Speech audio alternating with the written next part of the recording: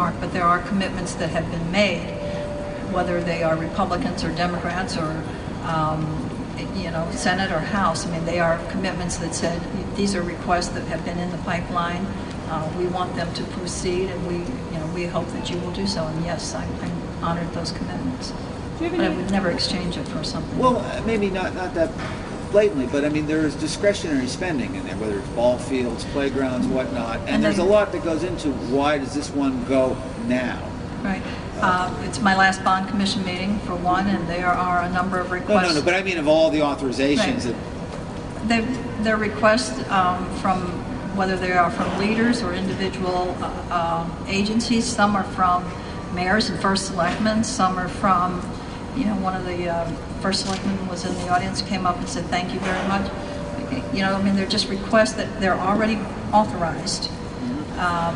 There are a number of requests that come in every month. We can't honor them. I had some calls as late as yesterday saying, we really want this on the bond commission. I said, this is the first someone has come to us and said this is a priority for us right now. You should have been talking to us sooner. We try to honor those commitments when we can.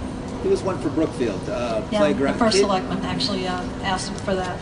Is that a Kids Kingdom? Is that a public playground or private? It's a public playground on the town hall property.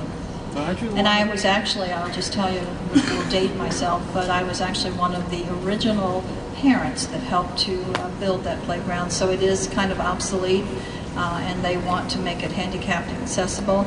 And the town is also putting up money for a renovation of all the parks and playground playscapes, I should say. How far back is that? Do not ask me how old. You said you dated yourself from the 70s, early 80s. Yeah. But doesn't that just go back to what you've been saying to the Democratic leadership here for the last couple of years, that you need to say no on stuff that you need to know that we can't afford it? I mean, how many times have I heard you say that? Well, that gets back to Mark's question. So then we put the priority list together of those things that we believe we can do now and we should do, and you set a certain threshold or a certain dollar amount, and you try to stick within that amount. And we did.